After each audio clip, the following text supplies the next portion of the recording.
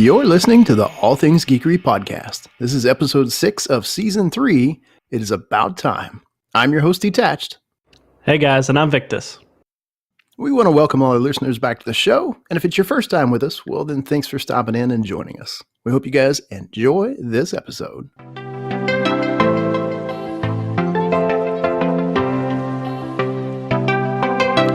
In this episode, we'll talk about Google's recent announcement of their game streaming service Stadia and what we think it means for the future of gaming. We'll also share our opinions on the recent completion of the Disney and Fox Entertainment buyout. X-Men finally in the MCU. Yay! Finally, we'll wrap things up talking about Microsoft's recent and the much expected announcement that we are finally getting the Masterchief collection on PC. So, working our way up from still good news, and then we'll get to the really awesome news later. Let's go ahead and hop into Stadia, which we saw coming, didn't expect what we saw there. We thought it was going to be Chrome-based. Did you get to see the announcement detached? I did, yeah. We did think it was going to be Chrome-based, which is interesting. They kind of threw us for a loop on this one. Yeah. I was right there. You know, I wasn't part of that Chrome beta, but I knew several people that were. Yeah. And they had a great experience. Of course, they only could play Odyssey, but just the idea that you were able to play something like that inside Chrome was mind-blowing. Mind-blowing during that beta. Yeah. Well, and it looked amazing from the videos that we saw. Oh, sure. Absolutely. And, you know, people were playing it on their garbage PCs or whatever PC could handle the internet and handle just streaming a video. You're sitting there playing a AAA modern game at 60 frames a second. 60 frames a second, 1080p, right? Yeah. Just mind-blowing. And now we're seeing the actual the big brother of that, what Google was actually working for, Stadia. Yeah. And just from the announcements, I am watching those demos out there that people are able to watch on the floor, and I'm impressed. I really am. Yeah, I think Google's really going to shake things up with this, because not a whole lot of information came out with the whole Google Chrome and people playing with Chrome. They had a beta, of course, but nobody really had a whole lot to talk about over these last few months. You know, we did kind of a streaming podcast a few months back, and we talked about some of those previous companies that had started to dive into this cloud-based gaming and streaming services, and Google being one of them. But Stadia at the time wasn't really even on the radar. Yeah, well, I mean, we didn't even know the name of it, right? Yeah. I mean, people are picking on the name of that is Stadia. They're like, you probably should have gone with something else. But it's a name, and it could be a popular name. Come 10 years from now, everybody's like, whoa, hey, you want to hop on Stadia and play? Oh, sure, yeah. Let me go hop on my TV or hop on my, my phone, whatever. Let me plug my phone in my TV. Right? Yeah, I mean, think about some of these smart TVs that have internet connections, Wi-Fi capability that can, stream Netflix, Vudu. They can do high definition. They can even do 4K resolution. And the streaming services that some of these smart TVs have are running off Wi-Fi, and they've got internet browsers, and I've got a Roku hooked up to mine. I've also got a Steam machine hooked up to mine. So, it's right around the corner for consoles having some serious competition. Yeah. And like you mentioned, I mean, we did cover a lot of the technology currently that we see out there. You know, some of the more prominent ones being NVIDIA now, which have, if you can buy their actual, you got to buy their hardware to go with it. And not saying you need a gaming computer, but you need their Shield. They either have your Shield tablet or their Shield TV, TV hardware that you can plug into your TV and stream from their data centers. Or you have also another very prominent one within the Sony realm, which is PlayStation Now. which is it's a pay service. Yeah, it's a pay service. Absolutely, all of them are really. I think Nvidia Now is you can buy the game and stream it, but then absolutely PlayStation Now is a subscription service where you pay a part of it, and you can either download it to your console, or say you're on your PC, you sign in, and you can stream your game right there. Stream your game to your PC from the cloud, right? So those have been, but even with that, it's not on the forefront of every gamer's mind to know that I'm going to not buy a console. I'm going to not buy a gaming PC. I'm just going to go do this, sign up for the game streaming, and play games. Well, and that's appealing to a lot of people for multiple reasons: pricing, space. I mean, think of space reasons. Maybe you live in a smaller apartment. Maybe you like compact things. Maybe you like to be a minimalist. You don't like clutter on your entertainment center, so you don't like the fact that maybe there's a console or multiple things up there. Bam, you've got this new streaming service called Stadia that you can get into, and there's really no devices other than maybe having a controller that you just have to pull out and hop into a browser. Yeah, I mean, unlike all the previous ones, and you brought up a good point, we could see Stadia, and they talk about this directly, is that Stadia is not bound to any type of hardware. So we could see it ship with TVs, ship with box top units, just like Netflix and Hulu is. Right. You go through, okay, I don't want to do Netflix. I don't do Hulu. Oh, let's go do some Stadia. All right. And you grab your whatever controller is going to be able to interface with your TV or your television top box, and you go start gaming. We can see that in a couple years, that being shipped as part of, and if it gets that far, it'll be huge. Look, not talking about the cons, just thinking about its introduction into the mainstream gamer or the masses, that will be huge. Getting that point. Yeah, I think this thing's coming a lot faster than most people think. I think we know Google has the checkbook for it, and we know they've got the backbone for it as well. Yeah, it's Google. Yeah, it's Google. We've seen them take over the world pretty quickly over the last few years.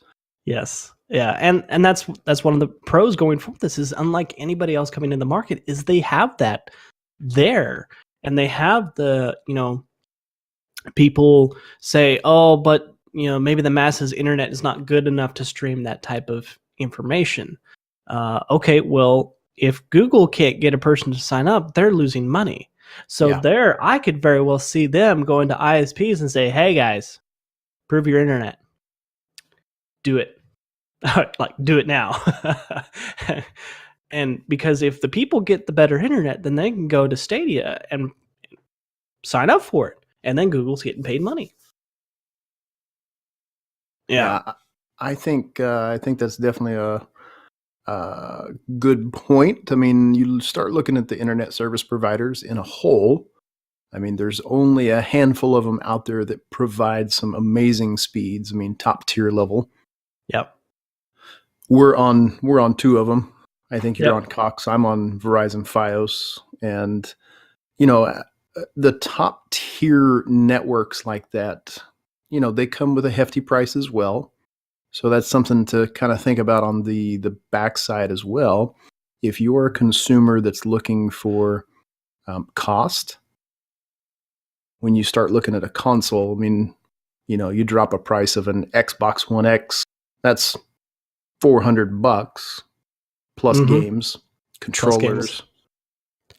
If you look at something like Stadia, we don't know the price of it yet, but if you start looking at, I'm already paying for internet, I'm paying for a console, I'm paying for the controllers, the games. I mean, you're dropping a pretty decent chunk of money in here.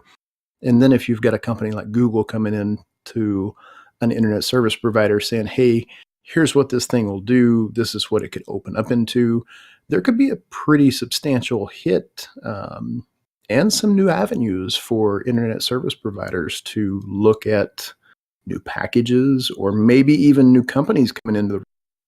Oh, absolutely. We don't need these top tier, streaming services anymore. We could do such and such with this level, this bandwidth, and that may open up some new doors. That would be cool to see. Yeah, and maybe, just maybe, it'll restart Google's push into their Google Fiber deployment. Yeah, that was a big thing. Hopefully. Yeah, that was a huge thing. I remember maybe 6 years ago. I thought it was less than that. Are you talking about the start or the end? The end was maybe 3 years ago. Yeah, 3. Okay, yeah. Yeah, the end was about 3 years ago. But I would like to see that come back up. I think they, I think they would do well with it. Yeah, especially it would be interesting to see a company that is providing both the entertainment and also the internet for a user to see. Yeah. I would wonder if that would become too close to monopoly. Well, or it could be really beneficial for the end user. Yeah. Well, Microsoft had that problem. They had the whole monopoly thing happen to them years. So maybe Google foresaw something coming. Maybe that's why maybe that was one of the factors of stopping Google Fiber for this point in time. Maybe. But to your point, I mean, that's one thing we don't know just from Stadia coming onto the market. We don't know what their price is going to be. Yeah. And that's a huge, whatever it may be, is going to be a huge indicator of its immediate success of the product, of it when it hits. Are they going to break it down into like different tiers or different payment groups? Most users aren't going to be able to support the 60 frames 4K, but maybe they don't have to. Let's go buy the lower package where the game constantly runs at 1080 at 30, 30 frames a second. And I like that idea of having a tiered package system. If maybe you're not in a place that you can have, top tier internet, maybe you're out in a rural area and you've only got a certain bandwidth that you can have, you can still stream games, but just at a lower frame rate, lower tier. I mean, because to stream, what they're advertising for Stadia, they said that for 4K 60 frames a second, at least into their encoding and some of their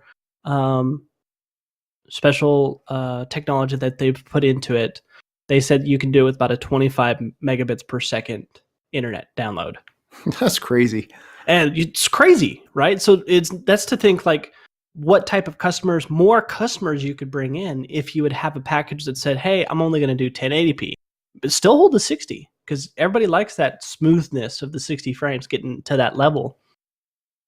But, you'd only need, 1510? And that's a majority. That's now encompassing, I would say, 95, 99% of household users out there. If you can get down that far. 25 is still, that's a good chunk, but hey, if you're looking to make money, let's go for everybody. Right. Well, just take look at the small group of guys that we've got in our gaming circle. Average internet speed is probably mid-tier. Mm-hmm. Yep. I would say. I think me and you are probably the exception there. I mean, I'm running. I'm kind of the exception. I'm in a really good area. I got your fiber. Yeah, I got fiber. I'm running a gig up and a gig down, and let me tell you, it is lightning fast. Guys, I'll say this: on average, this is average, okay? I'm running 900 meg plus up and down. Yeah, and that's bonkers. Any given day. But that's not the average user, and that sometimes not the average user. Ever. Unlike in your area where it's actually cost okay to go to that level. Some areas they provide it, but the cost is just astronomical. It's ridiculous compared to the other other levels. Yeah, but I mean that goes into the price and what is needed and breaking down it, and Maybe they'll try to just only have one package. I mean, we don't know. They haven't released anything on prices yet. They've barely released on what we would need for a data download. And also with this, you need a good, decent upload speed too to record your interaction with the game back up. Right. So you have to make sure your up is just as good as your down. So like satellite internet connections, they have really good download speeds. Their up is terrible, though. Up is terrible. So those guys won't be in the picture. But another one that's going to judge the success of it is like what games are going to be when that software launches. Yeah, we know of two. We know of two we right do. Now. Yeah, we've got the two. I think it's going to depend on the licensing as well. I mean, you got to remember that these companies go out and get these games. They do have to pay for that licensing, and that comes into a factor of how much they're going to charge for certain things. It's not like gaming companies are going to go, hey, it's okay, have my stuff for $20. No, those licenses aren't cheap. Yeah, those companies want their money too.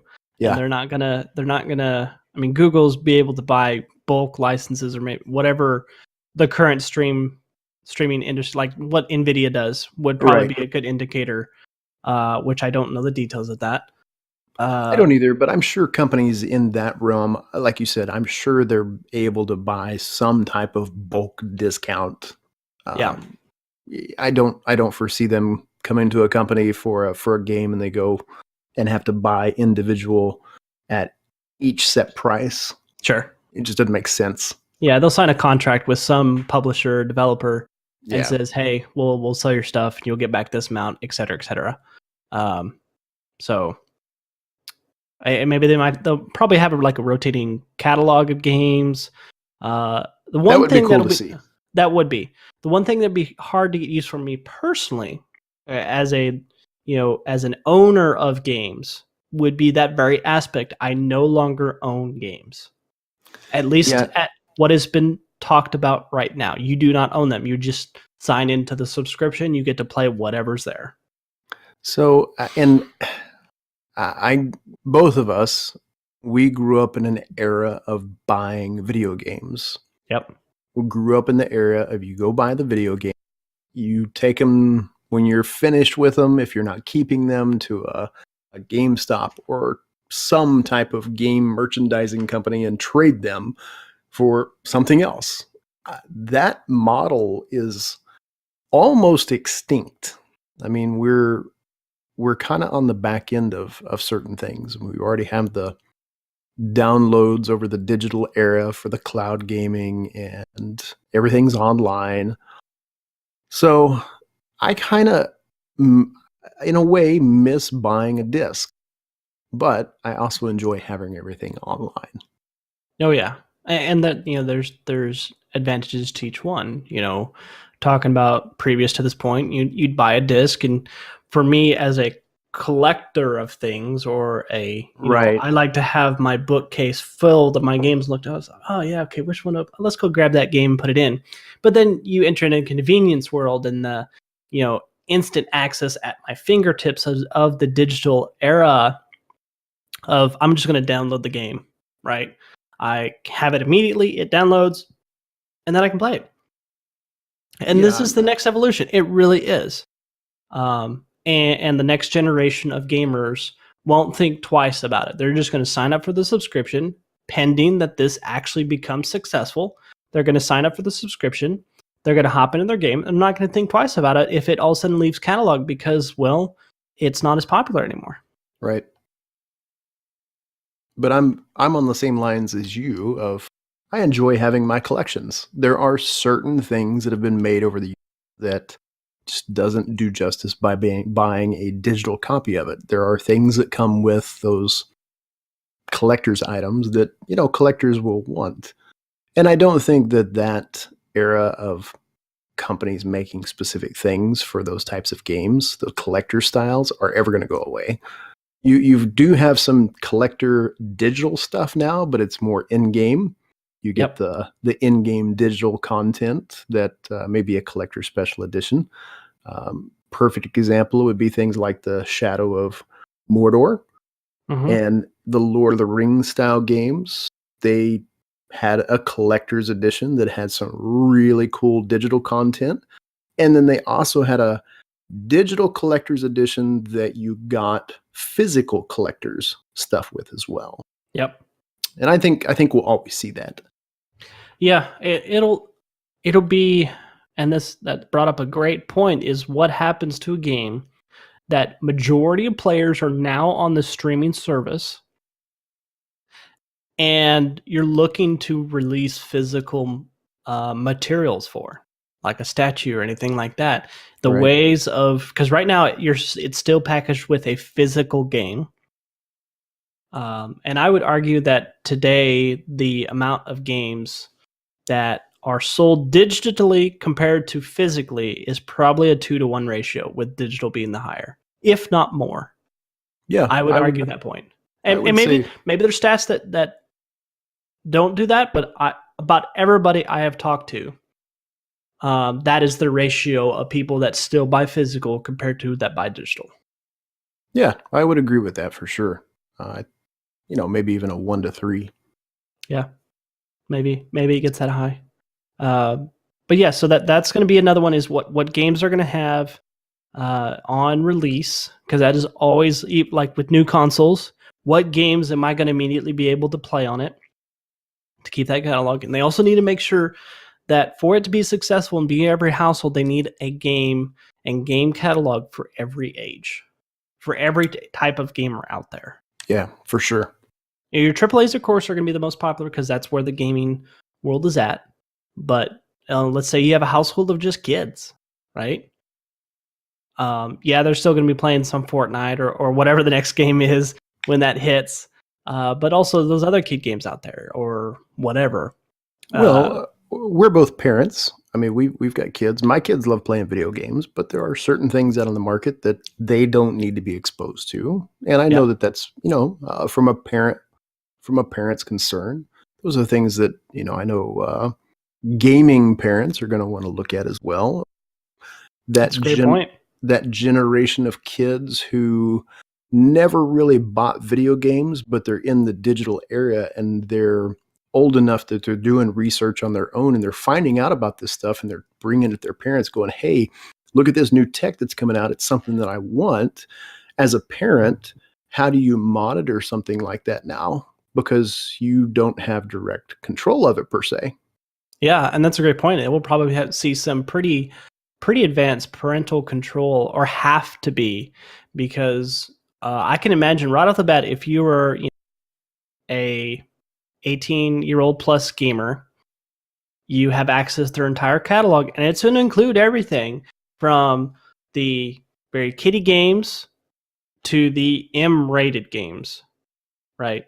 So, from a parent bringing that type of subscription in, and it's the same thing that they've done with Netflix and Hulu, making sure that particular type of content is not shown. This even is going to have the same type. There is going to have the same type. And you brought up a cool point with Netflix. So, my kids love Netflix. There's you can set it up between a kid's version of a Netflix and the adult version of a Netflix. Yep. And there are things in the adult portion of Netflix that are extremely mature. You don't want kids seeing that. But that doesn't mean that there aren't shows that they can't watch in that genre. It just means that if you're going to watch a show and, my kids are 10, then they've got their section of Netflix we know is monitored, it's filtered, it's clean. They can get into it on their own and we don't have to worry about it. And I hope that, the gaming industry, especially in this realm, would look into something like that. It would be cool to hop into a streaming system like this and go, hey, I've got 4 kids in the house and we've all got our accounts and I've got a couple of younger kids. They don't need to look at the mature stuff. They can click on this section and it gives them the kid game. And that would be amazing. That would be. And that would be more appeal to making sure that software is adopted by every household if that type of technology is there. Yeah. Which honestly, I'll see it. I would think Google would include that. I would. It would be a mistake for them not to, because it would be an immediate rebuke, and there would be a fix coming later. Hey, guess what? We're having parental stuff added now. Instant hot fix. Instant hot fix, day 2. But all this goes into, like, when is it going to actually hit? When is Stadia going to be able to be available to the masses? Yeah. Because right now it's a announcement. Could be years from now. Could be. Yeah. There's nothing on the books. They haven't made any firm date. Not even we think it might come out by then. Literally nothing. Yeah, nothing. And when it gets to that point, though, when they finally either get a beta, which they did it with Chrome, I could see them doing it again here. Sign up, and we could try out the beta. It would be smart of them to do that as well, especially with something like this. They really need to advertise it. They need to advertise it like this is the next Marvel movie. Like this is the next big AAA game. Just announce it and pay the big bucks for it, and get it out there. Get it out there that it's the next hot thing. It's the next iPhone, next whatever it may be, and advertise about it. Because outside of us that have kept up with the conferences and kept up with the technology, I bet if I were to go talk to somebody that has not kept up with that conference or kept up with tech news, but is a tech person, maybe a gamer, and they just haven't kept up with it, or a family that has gaming in their household, they would have no idea. No idea. Yeah, definitely agree. No idea. I mean, we're a pretty techie family. Me, well more so than anybody else in my family. But I can guarantee you that if you were to say the word Stadia, nobody but me in this house would figure that out. Right. And that ultimately leads to how immediate success of this game is. Yeah. But I can say, if it is successful, it will change the way we game. It will change the way, I say it will.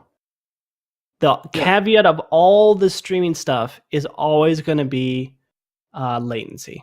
Well, we haven't talked to this point, and it need to be talked about, but it will always be the instant latency. If they can get that down, then Stadia might even be an in-use for like big competitive games. And that's really where it will either shine or it won't, and it won't enter in that realm. If Google can pull that off and they can get themselves in a position to where their latency is that low and they can be in the competitive realm, then instant hold over everybody else in the market right now. Yeah, because you would no longer need a professional gaming rig to compete with other people. You could just go hop on the software.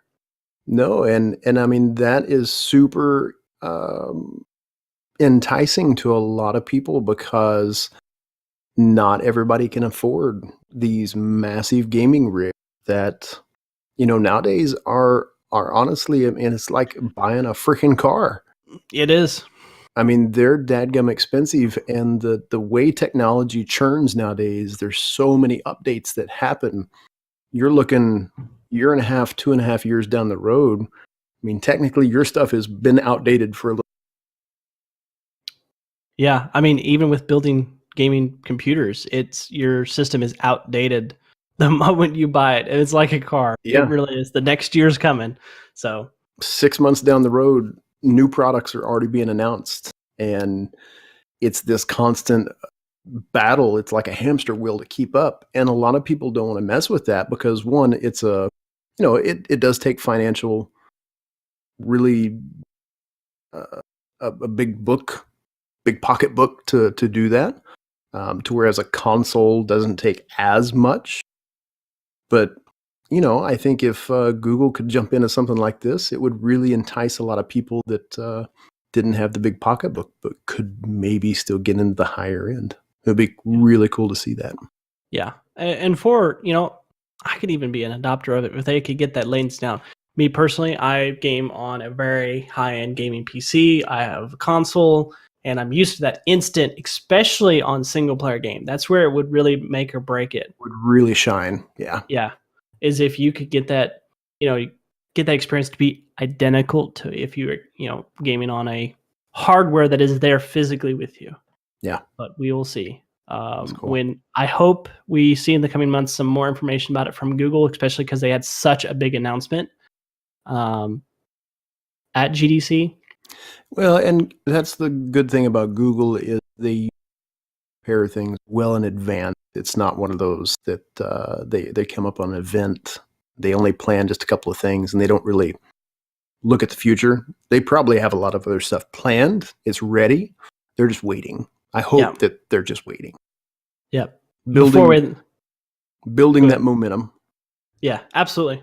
Yeah, I do have to do a shout out to whoever designed their Stadia controller, which is like a marriage between a a Switch Pro controller and an Xbox controller. It looks sweet. Yeah, it looks good, and people have said it actually feels pretty good. If you're familiar with the Pro controller feel, they said it most feels like that, but has a layout like a Xbox controller. On the back of that controller is the Konami code. For no other reason, awesome. Just to have it there. That's awesome. I didn't realize that. Shout out to whoever designed that. Really cool. Yeah. That's awesome. Anyway, we will see. Coming soon, hopefully. Coming soon. I'm gonna put it year and a half. I'm gonna put out that number, year and a half. Something we'll see something, either a beta or maybe the actual release of the software in a year and a half. Yeah, that would be cool to see. But this is now the next topic I'm very excited for. So speaking of coming soon. Yes. And finally finished. After I got all through the red tape and got it done with.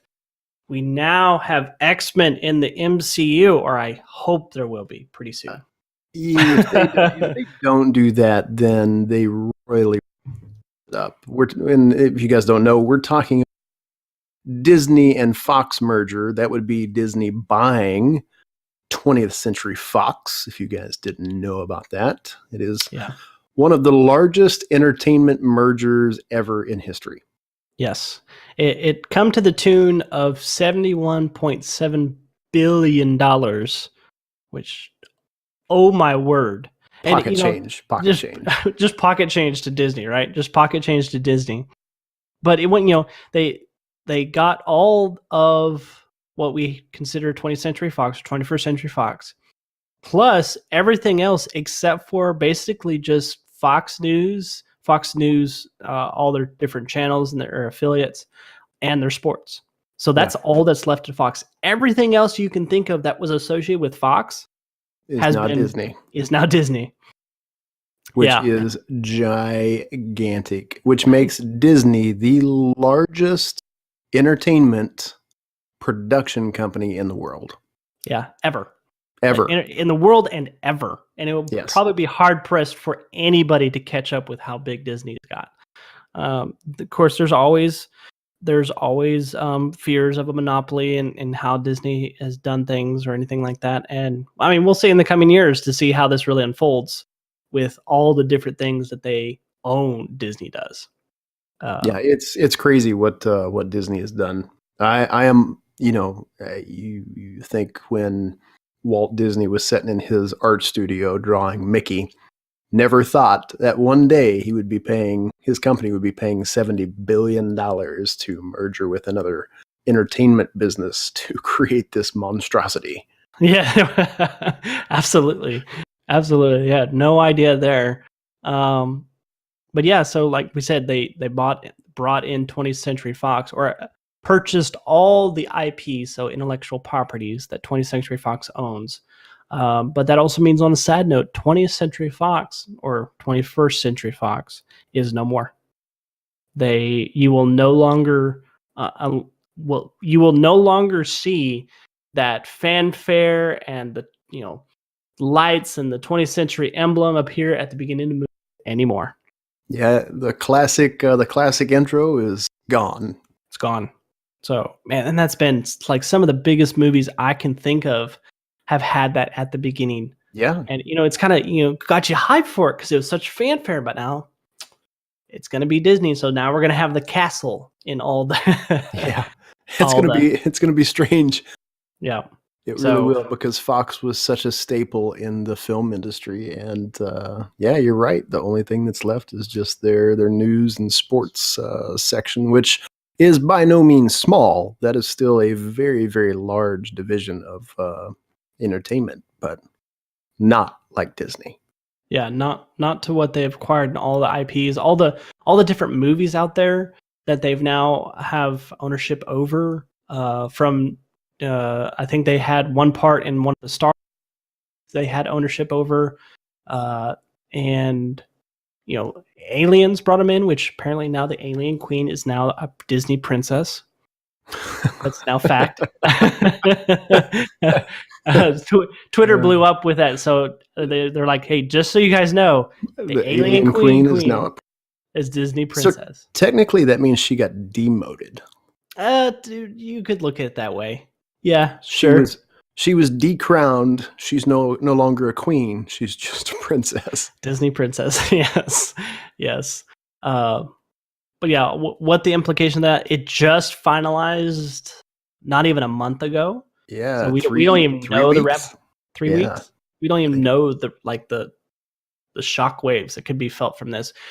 Unfortunately, there was immediate layoffs because of that.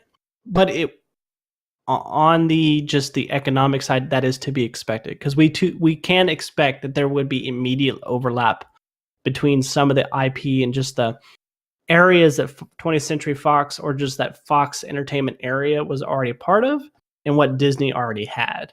Yeah. So there was a course and on the affecting those people, there was let goes happen, layoffs, but it'll be a couple months or probably a couple years once they finally work through all the in progress movies that are already there. And of course, they're going to finish those out and they'll get those out to theaters.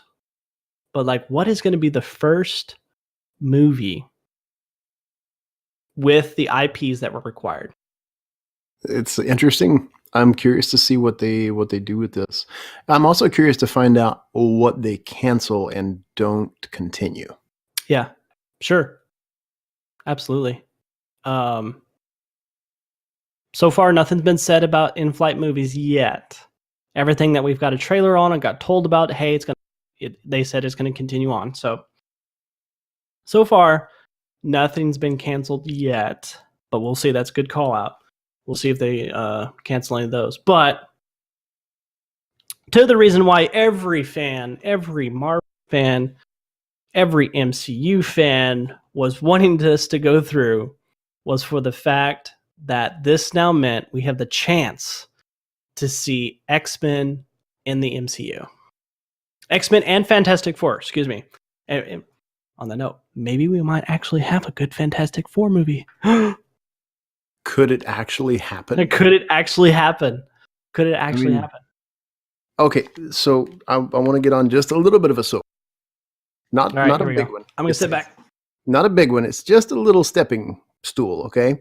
Not actually a pedestal. Not a platform. Not a platform. Let's talk Marvel as a whole real quick. So when you look at Marvel as a whole, let's talk hardcore fans that grew up in the golden era of comic books, that knew the staple groups that made up Marvel. The Avengers. Yep. Iron Man. Yep. Thor. I mean, you look at some of these specific comics, Fantastic Four. You look at X-Men as a whole, and those characters that were created so many years ago were Marvel. That's what made Marvel. And for them not to have been in the Marvel that we know, granted, I think the play out that the Marvel Universe film industry has taken with the Avengers and Iron Man, spot on. But the films that we originally got that were the X-Men was kind of a torn between, they kind of had this old school feel, but they didn't really have the diehard fans bought into what they were trying to sell. Same thing with Fantastic Four. If you look at what they originally tried to do with the first Fantastic Four film, the only thing that, and this is personally me, the only thing they got correct with that film was the way Doctor Doom looked. That was it.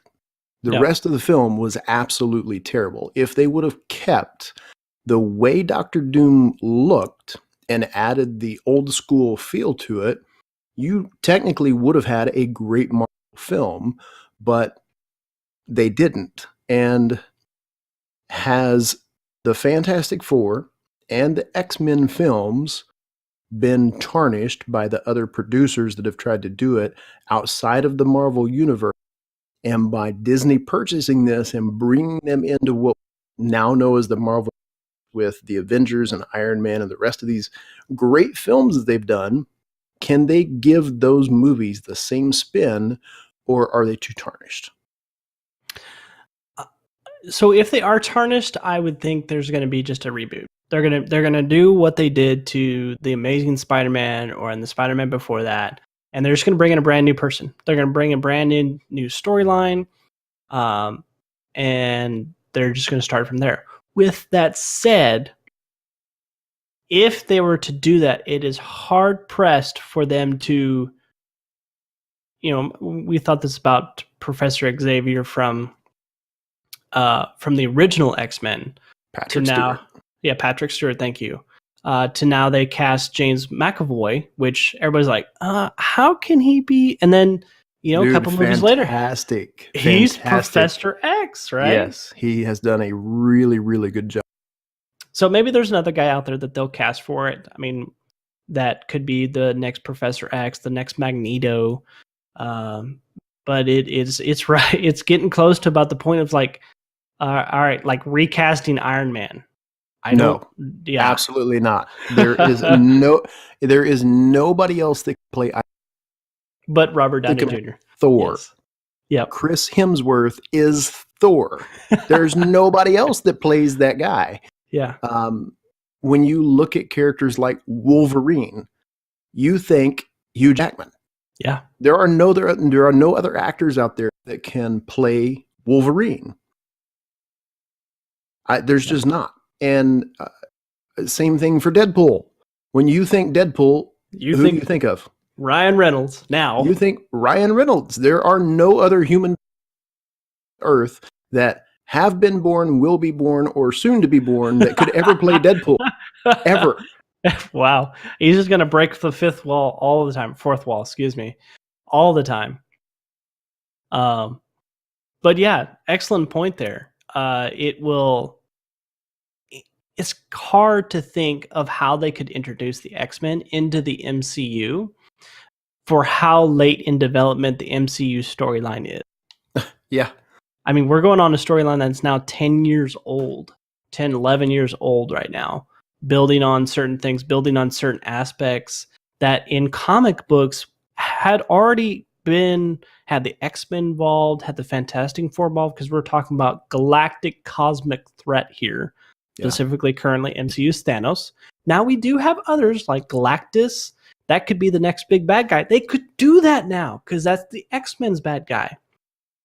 And I would love to see that battle happen. I would love to see them actually do a correct X-Men on that scale. Yes, absolutely. And it's all about how they introduce. How do they introduce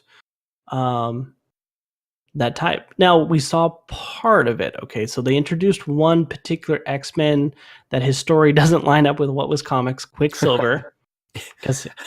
Oh my God, that was so bad. One of my favorite characters of all time was that character, and they ruined it terribly. Yeah. Well, they had it was the IP of Quicksilver. Interestingly, was part of the Marvel piece that Disney had, or Marvel still owned, so they could do that. I don't know how they could do that because it was still being used in the X-Men, and I'd have to look at, maybe they paid it. It was interesting. Anyway, that story now exists. It's there, but he's now dead. Spoiler, that happened in Age of Ultron. Age of Ultron. Yeah.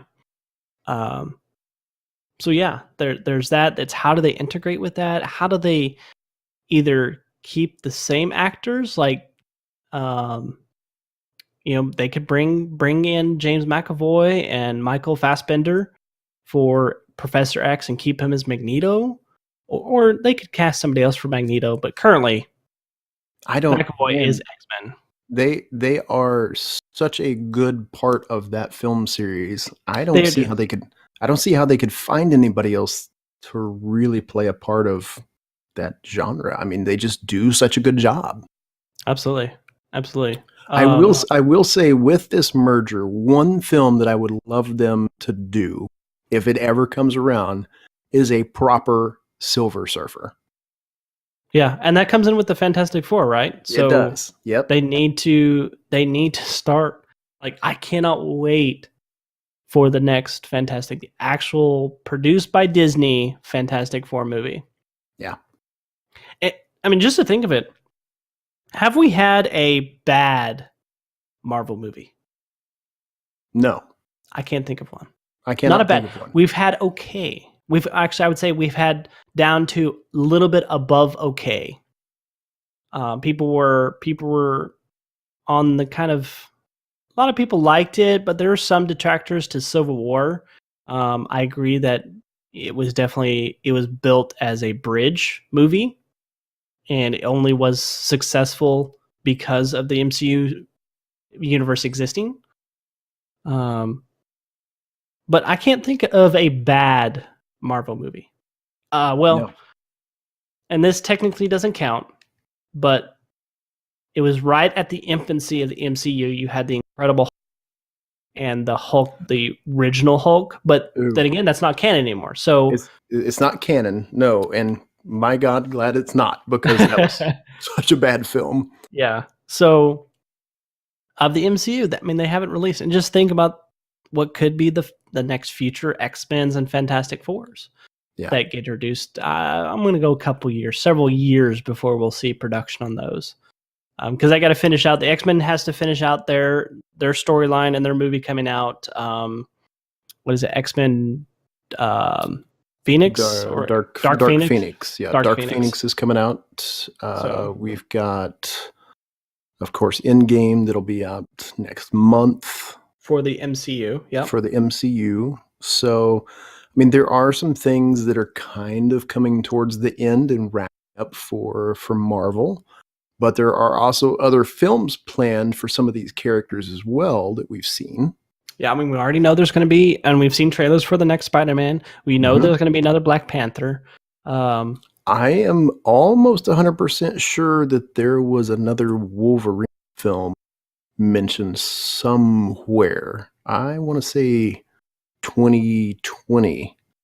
Maybe. So maybe they actually would keep Hugh Jackman on as Wolverine. But then again, we keep saying this, they couldn't recast, but they've already recast characters in these prominent roles. Like, nobody said they would replace Patrick Stewart, and they did, and it worked fantastic. People say you couldn't replace Wolverine, and maybe they could. Maybe they could find somebody that's like, whoa, he's Wolverine. He's Wolverine version 2, right? So, right. We'll see. We'll see on that point. One thing they can't do, they need to keep the merc with the mouth, Ryan Reynolds. Yeah. And that also means we may see our first Marvel R-rated movie. Disney has always been known as kids. Yeah. It's just for the kids, and now they're getting into some other areas. Could we actually see an R-rated film from Disney? Right. Oh, well, makes me think, though, have they released R-rated films with the Disney logo? I can't think they have. I don't think they have at all. No, I don't even think there's been a PG-13 film with Disney. Well, that's true. Disney, I got to look this up. I'm curious to see if there's been anything from Disney that's been higher than a... Maybe there was a PG-13 with Disney. Maybe Star Wars was counted as a PG-13. Yeah, PG-13. They've released PG-13 for sure, and technically, like some of the articles I guess because of the sci-fi violence and different things. Yeah, technically, some of the companies that Disney owned produced, like Miramax Films, produced some Quentin Tarantino, like Pulp Fiction, Kill Bill Volume 1 and 2. So yeah, it's depending on how you address that, right? The technicality you get into. But I right up there, I don't think we've had the Disney stamp that you see on the movie, and that has the Disney, castle, and on there. Now this won't be the Marvel one, so we'll see. Gets me excited for the next Deadpool, but for sure, and the next X-Men's. Yeah, the next X-Men, Dark Phoenix doesn't look that great, but I still want to watch it just to see how they do the story. So, yes, I am excited to see what happens. We're coming up on 10 years of Marvel films. Actually, we're probably past 10 years now of Marvel films from the MCU. And Disney has got a pretty bright future with a lot of characters they can do some stuff with. Absolutely.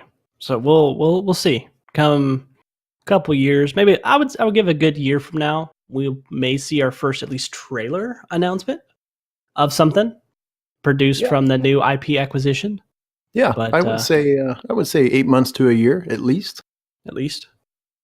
So, yeah. And then now that we talked about that and being fanboying about that and the nerding out, then comes the ultimate. Go ahead. What were you say? I was going to say that the nerding out wasn't as nerdy as what we're getting ready to talk about. No, absolutely not. The next announcement was said from Microsoft, and I'm going to take a little quote from Star Wars here. It was as if a million cried out in joy, because we are finally going to be getting the Master Chief Collection on PC. Now, hallelujah. For you gamers out there that maybe have just now come into the gaming realm, maybe you didn't play any of these games, and you're like, Master Chief, who's Master Chief? Well, I challenge you, go Google Master Chief and see what pulls up, because it's one of the greatest games ever created in the gaming history. Well, I mean, the Halo 1, Halo 2, and Halo 3 redefined first-person shooters. They absolutely blew everything that shoot. Yeah. Redefined the entire genre. No. I mean, you have the intro, which was, and this was back during Bungie, but they were under Microsoft at the time. Back during good Bungie. I'll leave your opinion there. They released Halo, huge success right at the bat, huge following. People still play it to this day. And then you had the follow-up with Halo 2, and the amount of success it had, and the storyline, and people were loving it. It showed what an FPS could be, and people rethought how they could redo their FPS, especially in the competitive realm, from then on out. I mean, it changed how like Call of Duty was done. It changed how the different areas were done. Yeah. I mean, these games, these three, we won't count anything else because they're not part of this. The three that were originally created changed the trajectory of not just a genre. They didn't just change the trajectory of a gaming company. They spawned a different direction for an entire culture of how these games were designed, the AIs that went into it, the gaming engines. I mean, it blew up to the point that people that were probably working on things saw this and went, oh crap, we can't put this game out anymore because of what just came out with Halo. and they had to revamp their entire process and look at things. I mean, Bungie, in their heyday and era that they had here, were the most and probably best at writing stories, designing games, and they really just kind of took things to a whole new level. So this collection, Masterchief collection that's coming to PC, is darn exciting because of what we're going to be able to see. I mean, 4K, 60 frames a second, 120 frames a second. Are you kidding me? Yeah. And just with that, and even to the point where they're also like supporting ultra-wide, which really helps me because I'm work on an ultra-wide monitor. Yeah. And be able to experience that on Halo is going to be huge. And people right off the bat, they're like, when they first got wind of this, I think there was maybe a leak of it, and then finally it was announced, like, well, it's going to be Microsoft Store only. Oh, well. And then they're like, hey, go get it on Steam. And what? The fact that Microsoft is opening this up past their store and allowing it up on Steam is phenomenal. Yeah. It is gonna change things big time in the PC realm for people on look at all the fans that Halo has created. I mean, it created music, it created a fan base like no other, a competitive market like no other. And I don't know about you, but jumping back into Halo on PC is, I would stop playing anything else and go play Halo again just for the fact that it's on the PC again. Yeah. To be able to see it. Yeah, absolutely. To be able to just looking at Master Chief John once again and hearing that soundtrack and that theme song come in on a PC with the headphones on. Oh. Yeah, it's gonna be a good day. And about every was like, oh yes, it's gonna happen. We're gonna go back and play some when it releases. I mean, look at the number one Twitch streamer, number one, famous streamer out there, Ninja. He got his big push from being a pro Halo player. So, and we're not talking about releasing anything new, really. We're talking about a re-release of content that, yes, was on a console, but is now going to every PC player, not just those that are loyal to Microsoft and bought an Xbox. Right. Play it. So, huge audience there.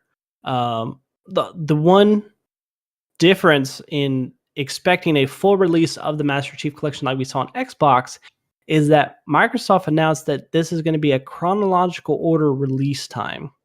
So you're going to see Halo 1, Halo 2, I think then there's Halo ODST, Halo 3, or excuse me, Halo, I think they said Halo Reach first. Was it first. Halo Reach first? Yeah, Halo Reach first.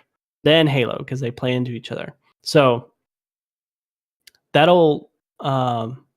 really cool that they're doing that.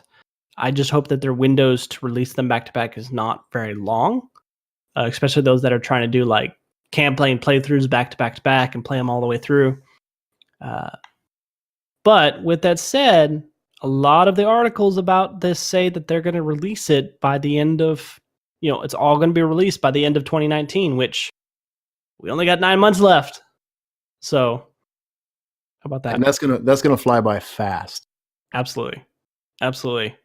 And to your point, just the announcement of it want a good and continually pushed Halo game, good storyline game, good competitive arena in it, because everybody out there is like, oh yeah, awesome. But it does make you wonder, once they get through of redoing all that nostalgia, how long the game is going to be up there on the charts before it's going to sink back down the way it was with the Xbox. Yeah. To where only just a handful of the ultra loyal are playing it. Well, and there are still Halo tournaments to this day. I mean, Sure. there's still competitive arenas out there, and it's got a pretty decent market for that. This kind of opens up another door because of the PC realm. So curious to see how the competitive players jump into that market, playing, Master Chief and Halo arenas like that with a keyboard and a mouse. It's going to be pretty cool to see. Yeah, and maybe it might actually push it more into the limelight of competitive gaming, because most competitive arenas that you see, whether it's Overwatch, whether it's Destiny, whether it's Fortnite, any of those, they're all gaming on PCs. Yeah, every single one. So we'll see what happens when they get to those new areas. One interesting area that doesn't account for this is that they will not be including Halo 5 into the collection, at least announced yet. good, because it was terrible. Well, still chronologically. Chronologically, though, so many things were broken with 4 and 5. The story, the way things lined up. Some of the gameplay, though, the skills and things that you got inside the game, the graphics were amazing. Mm-hmm. But from a hardcore fan, with us and those hardcore fans out there that are listening, they never counted 4 and 5 in the timeline per se. 3 was the end of things for them, of the way the story ended. 4 and 5 were just terrible with the story. 5 ended in a terrible spot. The company never came back. 343 Industries never came back and did anything past that. Though we've got a Halo game that's supposed to be launching sometime next year, nobody's really excited about it. Nobody's talking about it. So, well, I mean, I would think that's more on the line of because we haven't heard a whole lot about it besides Halo Infinity. Microsoft confirmed it's going to be a next generation title. I think I'm pretty confident in saying that. So the loyal fans were excited because it looked like they were, at least graphic wise, even armor wise, and we were returning to a original day type scenario, possibly. Yeah, it looked a little more like John. Yeah. That the fans know, Master Chief. Yeah, it did. But it's what will Infinity be? So after that announcement trailer and a little bit of little tidbits Microsoft said, we haven't heard nothing on it since. Yeah, zip. So we may see some more come E3 this year. I would expect more. I hope. Yeah, I as a Halo got me into the FPS major gaming market.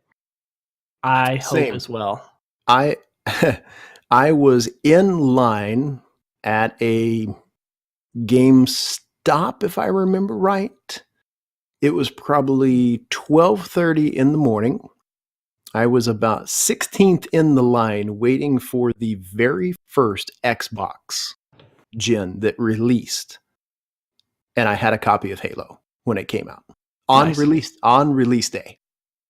I was up until maybe 2 or 3 the next following day playing the game with my buddies.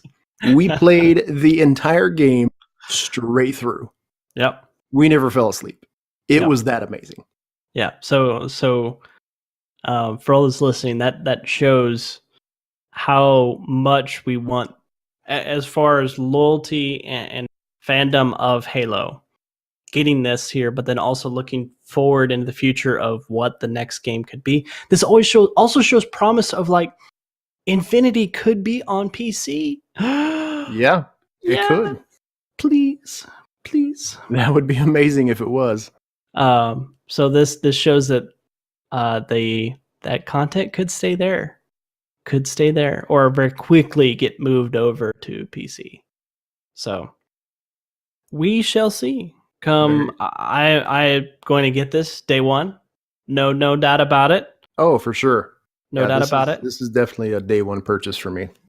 And we will wait with bated breath of what the actual release date is on this.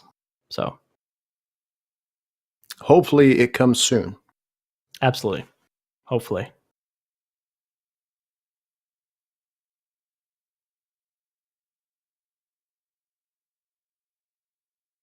Well, with that being said, I know you fans out there are excited for Halo, excited for the Marvel Universe, and hopefully excited for Stadia. I hope you guys enjoyed this episode because we sure did. And we just want to say thank you to everybody out there that has stopped in to listen. Thank you guys so much for your support. You guys absolutely rock.